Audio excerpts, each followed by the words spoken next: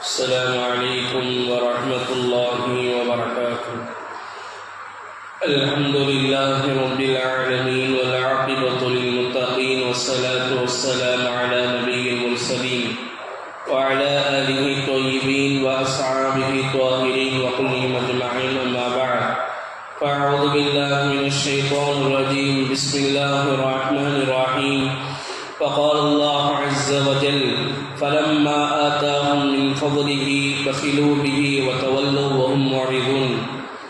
وقال نبينا صلى الله عليه وسلم: اتقوا الظلم فإن الظلم ظلمات يوم القيامة، واتقوا الشح فإن الشح أهلك من كان قبلكم حبلهم عن دماءكم واستحلوا محاذركم. ரவாஹ் முஸ்லிம்.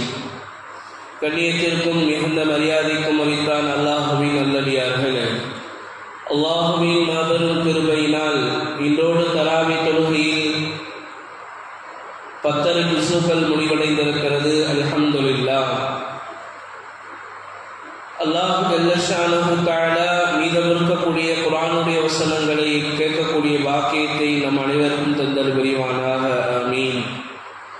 கண்ணியத்திற்கும் மிகுந்த மரியாதைக்கும் உரித்தான் அல்லாஹுவின் நல்லடியார்களே, இன்று ஓதப்பட்ட குர்ஆன் வசனங்களில் ஒரு வசனம் ஒரு சஹாபியை குறித்து இறங்கிய ஆயத். அந்த சஹாபியினுடைய பெயர் சஅலபா என்று சொல்லப்படும். அதாவது இன்றைக்கு நாமெல்லாம் சொல்வோம் இல்லையா, பொதுவாக இன்றைக்கு மனிதர்கள் சொல்கிறார்கள் இல்லையா, அல்லாஹ் ஜல்லஷானஹு தஆலா எனக்கு அதிகமான பொருட்களை கொடுத்தால் நான் அதிகமாக தான தர்மம் செய்வேன், அதிகமாக நல்ல விஷயங்களுக்கு அதை நான் உபயோகப்படுத்துவேன், நான் நல்ல மனிதனாக ஆகுவேன் என்பதாக இன்றைக்கெல்லாம் சொல்லக்கூடிய ஒரு வழக்கு இருந்து கொண்டிருக்கிறது.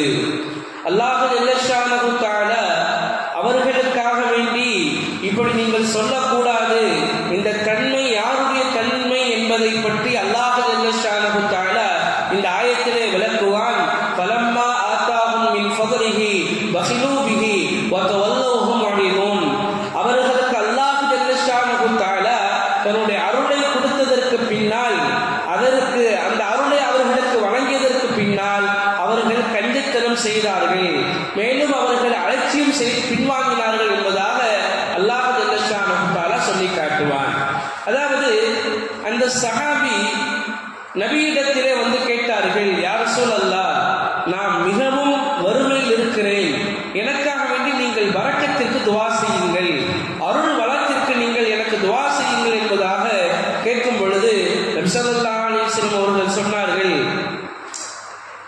என்னுடைய வசதியை பாருங்கள், நான் குறைவானதை கொண்டு போதுமாக்கிக் கொண்டேன், உங்களுக்கும் அதுவே போதுமானதுதான், இந்த நிலையிலேயே நீங்கள் இருங்கள், அப்பொழுதுதான் நீங்கள் அல்லாஹ்வுக்கு அதிகமாக நன்றி செலுத்த முடியும் என்பதாக சொன்னார்கள்.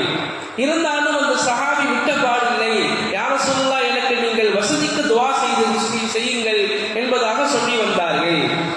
மேலும் நபி ஸல்லல்லாஹு அலைஹி வஸல்லம் அவர்களை மற்றொரு முறை பார்க்கிற பொழுதும் அதே மாதிரி துஆ செய்யுமாறு சொன்னார்கள். இன்றைக்கு நாம் பார்க்கிறோமா இல்லையா, நிறைய மக்கள், ஹஜ்ரத் நீங்க பரக்கத்துக்கு துஆ செய்யுங்க ஹஜ்ரத், கடையில பரக்கத்தே வரமாட்டேங்குது, வியாபாரம் ஒடிஞ்சு போயிடுது என்பதாக சொல்றாங்க இல்லையா. அந்த மாதிரி அந்த சஹாபி மீண்டும் சொன்னாங்க, யா ரசூலல்லாஹ், என்னுடைய வசதிக்காக வேண்டி துஆ செய்யுங்கள். நபி மீண்டும் சொன்னாங்க, பக்கத்தில் இருக்கக்கூடிய மலையை பார்த்து சொன்னாங்க, நான் நினைத்தால் பக்கத்தில் இருக்கக்கூடிய இந்த மலை வெள்ளியாகவும் தங்கமாகவும் மாற்றப்பட்டு எனக்கு முன்னால் இது கொண்டு வரப்படும், அப்படி இருக்கிற பொழுதும் கூட நான் அதை கேட்காமல் எனக்கு கொடுக்கப்பட்ட பொருளை கொண்டு நான் இருக்கிறேன், போதுமாக்கிக் கொள்கிறேன், இதுவும் உங்களுக்கு போதுமானதுதான், அப்பொழுதுதான் நீங்கள் அல்லாஹ்வுக்கு அதிகமாக நன்றி செலுத்த முடியும் என்பதாக நபி ஸல்லல்லாஹு அலைஹி வஸல்லம் அவர்கள் சொல்லியும் கூட அந்த சஹாபி கேட்கப்பாடில்லை, மீண்டும் கேட்டார்கள், யா ரசூலல்லாஹ், என்னுடைய வசதிக்கு நீங்கள் துஆ செய்யுங்கள். நபி ஸல்லல்லாஹு அலைஹி வஸல்லம் அவர்கள் அந்த சஹாபிக்கு துஆ செய்தார்கள், அல்லாஹ் ஜல்லஷானஹு தஆலா உன்னுடைய அருள் வரத்தில் பரக்கத் செய்வானாக என்பதாக துஆ செய்தார்கள். துஆ செய்த கொஞ்ச நாள் அந்த சஹாபியுடைய பொருட்கள் பரவ ஆரம்பித்தது. ஆரம்பித்தது, பெருக ஆரம்பித்தது. சொல்லுவார்கள், புழுக்களை போல அந்த சஹாபினுடைய ஒட்டகப்பண்ணை, ஆட்டுப்பண்ணை, மாட்டுப்பண்ணை பெருக ஆரம்பித்தது. அவரு என்ன பண்ணாரு சொன்னா, பண்ணையை பார்க்கிறேன், இன்னைக்கு எப்படி மக்கள் நான் கடையை பார்க்கிறேன், நான் கடை திறக்கலன்னா வியாபாரம் ஒன்றும் நடக்காது என்பதாக சொல்கிறார்களோ, அதே போல அந்த சஹாபி பண்ணையை பார்க்கிறேன், ஆடுகளை பார்க்கிறேன்னு சொல்லி 2 தொழுகைக்கு மட்டும்தான் வந்தாங்க. 5 வக்துக்கு வரக்கூடிய அந்த சஹாபி, நபிக்கு பின்னால் தொழுகிற பாக்கியம் கிடைத்த அந்த மனிதர் எத்தனை தொழுகைக்கு வந்தாரு? 2 தொழுகைக்கு மட்டும்தான் வந்தார். இன்னும் கொஞ்ச நாள் ஆனது, செல்வம் பெருக்க ஆரம்பித்தது. மதீனா அந்த இடம் பக்கத்துல, ஊருக்கு கொஞ்சம் வெளியில போனாரு. இப்ப ஜும்மாக்கு மட்டும் வந்துகிட்டு இருந்தாரு. இன்னும் கொஞ்ச நாள் ஆனது, பொருட்கள் பெருக ஆரம்பித்தது. ஜும்மாக்கு கூட வர முடியல அவர்களால், இப்ப நபி ஸல்லல்லாஹு அலைஹி வஸல்லம் கேட்கிறாங்க, ஸஅலபாவுடைய நிலைமை என்ன? அவர் ஏன் நம்ம பார்க்க முடியல? நம்முடைய சபைக்கு ஏன் வரல? நபியினுடைய சபை சாதாரண சபையா? அல்லாஹ் அக்பர், ரஹ்மத்தும் பரக்கத்தும் பொழியக்கூடிய அந்த சபை. நபியினுடைய முகத்தை பார்த்தாலே பரக்கத், நபியினுடைய பேச்சை கேட்டாலே பரக்கத். அந்த சபையை விட்டும் எது அவரை அப்புறப்படுத்தியது, எது தூரப்படுத்தியது? சஹாபாக்கள் கேட்டாங்க.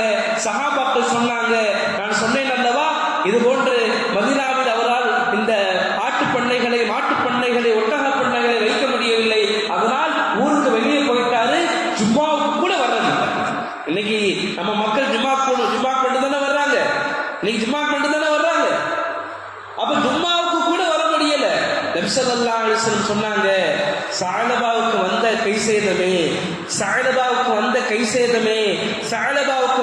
சேதமே, அல்லாஹ் ஜல்ல ஷானஹு தஆலா ஆயத்தை இறக்குகிறான், ஹுத் மின் அம்வாலிஹிம் ஸதகத்தன், நீங்கள் அவருடைய பொருட்களை எடுத்துக்கொண்டு அவரை நீங்கள் சுத்தம் செய்யுங்கள் என்பதாக அல்லாஹ் ஜல்ல ஷானஹு தஆலா ஜகாத்தினுடைய ஆயத்தை இறக்குகிறான். நபி ஸல்லல்லாஹு அலைஹி வஸல்லம் அவர்கள் 2 நபர்களை கூப்பிட்டு, நீங்கள் ஸஅலபாவிடத்திலேயும் பனு சுலைம் என்று சொல்லப்படக்கூடிய கோத்திரத்தாரில் இருக்கக்கூடிய ஒரு மனிதரிடத்திலேயும் நீங்கள் ஜகாத்தை வாங்கி வாருங்கள் என்பதாக அனுப்பி வைக்கிறார்கள். அந்த 2 சஹாபாக்களும் ஜகாத்தை வசூல் செய்வதற்காக வேண்டி வந்த பொழுது இந்த ஸஅலபா என்ன கேட்டாரு தெரியுமா? அந்த 2 சஹாபாக்கள் படிச்சாங்க, இது போன்ற நபி ஸல்லல்லாஹு அலைஹி வஸல்லம் அவர்கள் உங்களுடைய பொருட்களில் இருந்து இவ்வளவு தொகை, அதாவது ஜக்காத்தினுடைய அந்த ஒட்டகமோ மாடோ ஆடோ ஒவ்வொரு விஷயம் இருக்குது. 5 ஒட்டகம் சொன்னா அதுக்கு ஒரு ஜக்காத், 20 மாடுகள், 40 ஆடுகள், இது போன்ற ஒரு ஜக்காத்தினுடைய வகை இருக்குது. இந்த மாதிரி ஜக்காத்தை உங்கள்கிட்ட வாங்கிட்டு வர சொன்னாங்க என்பதாக சொல்லும் பொழுது அவர் சொன்னாரு, ஜக்காத்தா அப்படின்னா என்ன? அப்படின்னா எனக்கு ஒண்ணுமே தெரியாது. நீங்க சொல்றத பார்த்தா இது வரி மாதிரில இருக்குது. வரி வசூல் பண்ண என்கிட்ட அனுப்பி இருக்கிறாங்க, இதெல்லாம் தர முடியாது. என்ன ஒண்ணு செய்யுங்க, போயிட்டு மற்றவங்ககிட்ட வாங்கிட்டு பின்னாடி வாங்க பார்க்கலாம். இது நடக்குதா இல்லையாங்க? எத்தனை கடைகள் இப்படி சொல்றாங்க, எத்தனை வீடுகள் இப்படி சொல்றாங்க. தர்மம்னு கேட்டா எத்தனை வீட்டுகள் அடுத்து பத்துகிறார்கள். சொன்னாங்க, உன்னால இருந்தா கொடு, இல்லையா நல்ல வார்த்தையை சொல்லி நீங்க அனுப்புங்க. அப்போ அந்த சஹாபி என்ன சொன்னாங்க, நீங்க போங்க, பின்னாடி பார்த்துக்கலாம், எல்லாத்தையும் வாங்கிட்டு நீங்க வாங்க. அந்த சஹாபாக்கள் போனாங்க. பனு சுலைம் சொல்லி இன்னொரு கூட்டத்தாருக்கு அனுப்புனாங்க இல்லையா? அந்த மனிதர் கேள்விப்படுறாரு, இந்த மாதிரி நபியிடத்திலிருந்து ஜக்காத்தை வசூல் செய்வதற்காக வேண்டி வந்திருக்கிறாங்கன்னு. உடனே போனாரு, தன்னிடத்தில் இருக்கக்கூடிய உயர்ந்த ஒட்டகத்தை பிடிச்சிட்டு வர்றாரு. அவரே தேடி வர்றாரு, இல்லைங்க என்னுடைய ஜக்காத்தை பிடிங்க.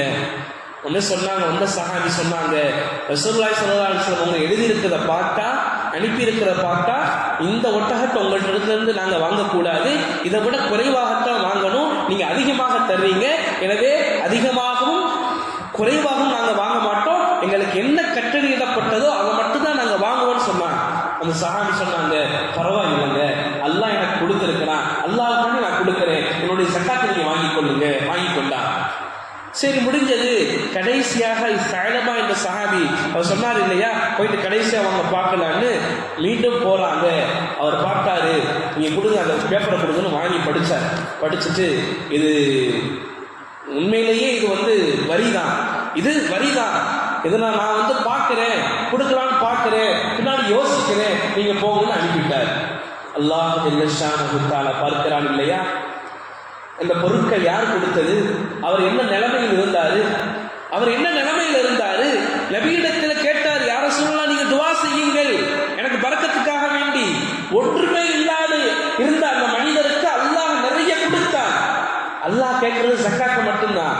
அல்லாஹ் சொன்ன ஆயத்தை இறக்குனா, இனிமேல் நீங்கள் அவரிடத்திலிருந்து ஜக்காத்தை நீங்கள் வாங்காதீர்கள். அல்லாஹ் ஆயத்தை இறக்கிட்டான்.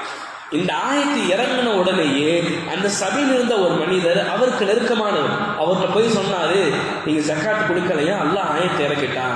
உடனே அவர் என்ன செய்யறாரு, ஆஹா நம்ம மீது ஒரு ஆயத்தை இறங்கி இருக்கிறது என்பதாக உடனே கொண்டு வர்றார். கொண்டு வந்த பொழுது நபி ஸல்லல்லாஹு அலைஹி வஸல்லம் சொன்னாங்க, அல்லாஹ் ஜல்ல ஷானஹு தஆலா உங்களிடத்திலிருந்து ஜக்காத்தை வாங்குவதை விட்டும் என்னை தடுத்து விட்டான். நான் உங்களுடைய ஜக்காத்தை வாங்க மாட்டேன், நான் ஜக்காத்தை வாங்க மாட்டேன், போங்க. அல்லாஹ் ஜல்ல ஷானஹு தஆலா எவ்வளவு பெரிய தண்டனை கொடுத்தான் தெரியுமா? அல்லாஹ் இன்னொரு ஆயத்தை இறக்குனா, ஃபஅகபஹும் நிஃபாகன் வ குலூபுஹும். அல்லாஹ் அக்பர்.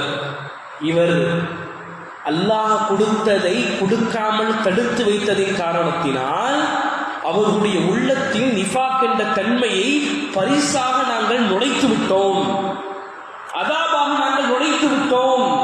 அப்ப நிஃபாக்கினுடைய தன்மை எவ்வளவு பெரிய கொடுமையான தன்மை தெரியுமா? அல்லாஹ் இன்னொரு இடத்துல சொல்லி காட்டுவான், இன்னல் முனாஃபிகீன ஃபி தர்கில் அஸ்ஃபலி மினன் நார். முனாஃபிகீன்கள் எங்கே இருப்பார்கள் தெரியுமா? நயவஞ்சகர்கள் எங்கே இருப்பார்கள் தெரியுமா? நரகத்தினுடைய அடித்தட்டிலே இருப்பார்கள். அதாவது உங்களுக்கு உதாரணம் சொல்லணும்னு சொன்னா, கரும்புல எந்த இடத்துல அதிகமாக இனிக்கும்? அடிக்கரும்பு தான் இனிக்கும். அதே மாதிரிதான் நரகத்தில் எங்க வேதனை அதிகமாக இருக்கும்? அடிப்பகுதியில் தான் இருக்கும். அப்ப அடிப்பகுதி யாருக்கு சொந்தமானது? முனாஃபிகீன்களுக்கு, நயவஞ்சகர்களுக்கு சொந்தமானது. அப்ப கொடுக்காமல் தடுத்ததின் காரணத்தினால் அவருடைய உள்ளத்தில் ஆரம்பத்திலேயே நயவஞ்சகத்தனம் இருந்ததின் காரணத்தினால் அல்லாஹ் கொடுத்த பொருளை ஜக்காத் கொடுக்காமல், சதக்கா செய்யாமல் தானே வைத்து கொண்டார். இன்றைக்கு இந்த நிலைமை இன்றைக்கு மக்களுக்கு மத்தியிலே இருக்கிறதா இல்லையா? ஜக்காத்தை சரியாக கணக்கு செய்து கொடுக்க வேண்டும். இன்னைக்கு எத்தனை பேர் அப்படி கொடுக்கணும்? சேலையை கொடுக்கிறது, ஆடையை கொடுக்கிறது, அரிசியை கொடுக்கிறது, பருப்பு கொடுக்கிறது, எண்ணெயை கொடுக்கிறது. இதற்கு பேர் ஜக்காத்தா? இதற்கு பேர் ஜக்காத் அல்ல. ஜக்காத்து என்று சொன்னால் நம்மளிடத்திலிருந்து ஒரு 50,000 ஜக்காத் வருகிறது என்று சொன்னால் நம்மளுடைய மஹல்லாவில் பார்க்கணும். நம்மளுடைய மஹல்லாவில் இவர் ரொம்ப கஷ்டப்படுறாரு, இவருக்கு 50,000 கொடுத்தோம்னு சொன்னா இவர் தொழில போட்டு இவர் ஒரு நல்ல நிலைமைக்கு வருவாரு, அதாவது அவரும் ஜக்காத் கொடுக்கக்கூடிய நிலைக்கு வருவாரு என்பதாக நமக்கு தெரிந்தால் அவருக்கு கொடுக்கணும். ஏழைகளுக்கு கொடுக்கணும், மிஸ்கீன்களுக்கு கொடுக்கணும். ஜக்காத்தினுடைய வகைகள் இருக்கிறது, 8 நபர்களுக்கு கொடுக்கணும். அப்போ நாம இன்னைக்கு எப்படி கொடுக்கிறோம் ஜக்காத்? ஒன்று, நாங்கள் சரியாக கணக்கு செய்வதில்லை, சரியாக கணக்கு பார்க்கறதில்லை. இரண்டாவது, கொடுக்கக்கூடிய முறையும் சரியானதில்லை. மூன்றாவது, இன்றைக்கு எத்தனை பெண்கள் ஜக்காத் கொடுக்கிறாங்க? எவ்வளவு நகை உங்கள்கிட்ட இருக்குது? எவ்வளவு வெள்ளி இருக்குது? மகராக போடப்பட்டது எவ்வளவு? வரதட்சணையாக கொடுக்கப்பட்டது எவ்வளவு? இதெல்லாம் பார்க்கணுமா இல்லையா? அல்லாஹ் பயப்படணுமா இல்லையா? எந்த மனிதர்கள் ஜக்காத் கொடுக்காமல் தடுத்து வைத்திருக்கிறார்களோ, யார் சேமித்து வைத்தார்களோ நன்றாக தெரிந்து கொள்ளுங்கள். நாளைக்கு மறுமையிலே அந்த ஜக்காத்தினுடைய பொருளாக இருக்கட்டும், நாம் சேர்த்து வைக்கிற அந்த பொருளாக ஆகட்டும், அது பாம்பாக மாறி நாளைக்கு மறுமையிலே நம்மை கொத்தி கொண்டே இருக்கும், கொத்தி கொண்டே சொல்லும், நான் யார் தெரியுமா? உலகத்திலே கொடுக்காமல், தர்மம் கொடுக்காமல் உன்னிடத்திலே வைத்துக் கொண்டாயே அந்த பொருள் தான் நான். நீ ஜக்காத் கொடுக்காமல் தடுத்து கொண்டாயே அந்த பொருள் தான் நான் என்பதாக அது கொத்தி கொண்டே இருக்கும். இன்னொரு ஹதீஸிலே வருகிறது, அதை நரகத்திலே காய்ச்சப்பட்ட இரும்பாக ஆக்கி தலையிலேயும் முதுகிலேயும் காயம் போடப்படும், கழுத்திலே மாட்டப்படும். இந்த நிலைமை யாருக்கு வரும்? யாரு ஜக்காத் கொடுக்காம, யாரு சதக்கா கொடுக்காமல் தடுத்து வைத்தார்களோ அவர்களுக்கு வரக்கூடிய விஷயம். நபி ஸல்லல்லாஹு அலைஹி வஸல்லம் அவருடைய ஹதீஸ் ஒன்று இருக்கிறது. நாம் இன்னைக்கு பொருளிலே கஞ்சம் செய்கிறோம். கஞ்சம் எவ்வளவு பெரிய பாவம் தெரியுமா? நபி ஸல்லல்லாஹு அலைஹி வஸல்லம் சொன்னார்கள், வத்தகுஷ் ஷுஹ, நீங்கள் கஞ்சத்தனத்தை பயப்படுங்கள். ஃபஇன்ன ஷுஹ அஹலக மன் கான கபலக்கும், நிச்சயமாக கஞ்சத்தனம் இருக்கிறதே, உங்களுக்கு முன்வாழ்ந்த அந்த சமுதாயங்கள் அதிகமாக அழிக்கப்பட்டதுக்கு உண்டான காரணம் எது தெரியுமா? அவர்கள் தங்களுடைய பொருட்களில் கஞ்சத்தனம் செய்ததுதான். நபி ஸல்லல்லாஹு அலைஹி வஸல்லம் மேலும் சொன்னாங்க, ஹமலஹும் அலா அன் சஃபகு திமாஉஹும் வஸ்தஹல்லு மஹாரிமஹும். அதாவது கஞ்சத்தனம் எப்படி கொண்டு போச்சுன்னு தெரியுமா? அவங்கள ரத்தம் ஓட்ட வைத்தது, ஹராமாக்கப்பட்ட விஷயங்களை ஹலாலாக அது மாற்றியது என்பதாக நபி ஸல்லல்லாஹு அலைஹி வஸல்லம் அவங்க சொல்லி காட்டினார். எனவே நாங்கள் அதிகமாக தான தர்மங்கள் செய்யக்கூடியவர்களாக இருக்கணும். நாங்கள் கஞ்சத்தனத்தை விட்டு அல்லாஹ்விடத்துல பாதுகாப்பு தேடணும். அதிகமாக தான தர்மங்கள் பண்ணணும். நபி ஸல்லல்லாஹு அலைஹி வஸல்லம் எவ்வளவு தான தர்மம் செஞ்சா தெரியுமா? ஒரு தடவை பஹ்ரைன் நாட்டில இருந்து குவியலாக தீனார்கள் திரகங்கள் வந்திருக்குது, குவியலாக. நபி ஸல்லல்லாஹு அலைஹி வஸல்லம் பார்க்கவே இல்லை.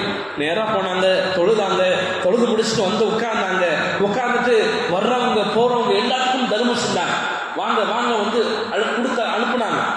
எது வரைக்கும் என்று சொன்னால், நபி ஸல்லல்லாஹு அலைஹி வஸல்லம் அவர்கள் அந்த சபையை விட்டும் எழுகிற வரைக்கும் கொடுத்து கொண்டே இருந்தார்கள். எழும் பொழுது அந்த இடத்தில் ஒரு தீனார் கூட, ஒரு திரகம் கூட பாக்கியாக இல்லை. அதாவது வலிச்சு அல்றது சொல்லுவாங்க இல்லையா, அந்த மாதிரி வலிச்சு எல்லாத்தையும் கொடுத்துட்டு நபி ஸல்லல்லாஹு அலைஹி வஸல்லம் போனாங்க. அப்போ எவ்வளவு நாங்கள் தான தர்மங்கள் செய்யணும்.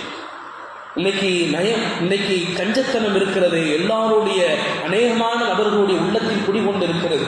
நபி ஸல்லல்லாஹு அலைஹி வஸல்லம் ஒரு ஹதீஸ்ல சொன்னாங்க, அஸ்ஸஹியு ஹபீபுல்லாஹ் வலவ் கான ஃபாசிகன்.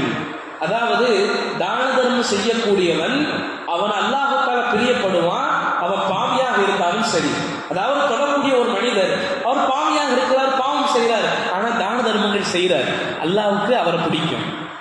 அதே மாதிரி நபி ஸல்லல்லாஹு அலைஹி வஸல்லம் சொன்னாங்க, அல் பஹீலு அதுவுல்லாஹ் வலவ் கான ஆபிதன். நீங்க விளங்கணும் இந்த ஹதீஸ. அல் பஹீலு அதுவுல்லாஹ் வலவ் கான ஆபிதன். கஞ்சத்தனம் செய்யக்கூடியவன் அவன் அல்லாஹ்வுடைய விரோதி ஆவான். அவன் இபாதத் செய்யக்கூடியவனாக இருந்தாலும் சரி, இபாதத் செய்கிறான், ஆனா கஞ்சத்தனமாக இருக்கிறான்னு சொன்னா அல்லாஹ்வுடைய விரோதி என்பதாக நபி ஸல்லல்லாஹு அலைஹி வஸல்லம் அவர்கள் சொல்லி காட்டினார்கள். எனவே கஞ்சத்தனத்தை விட்டும் நம்மை பாதுகாத்துக் கொள்ள வேண்டும். ஜகாத்தை கணக்கிட்டு அல்லாஹ்வுடைய பாதையில் யாருக்கு அல்லாஹ் கொடுக்க வேண்டும் என்பதாக சட்டம் இறக்கி வைத்திருக்கிறானோ அதை அவர்களிடத்தில் நான் ஒப்படைக்க வேண்டும். அல்லாஹ் ஜல்ல ஷானஹு தஆலா சதகா கொடுக்கக்கூடிய நற்பாக்கியத்தையும் ஜகாத்தை கொடுக்கக்கூடிய நற்பாக்கியத்தையும் அப்படிப்பட்ட தன்மை உள்ளவர்களாகவும் அப்படிப்பட்ட பொருளாதாரம் உடையவர்களாகவும் அல்லாஹ் ஜல்ல ஷானஹு தஆலா நம் அனைவரும் ஆக்கி அருள்வானாக. ஆமீன். வாஹிரு தஅவானா அல்ஹம்துலில்லாஹி ரப்பில் ஆலமீன்.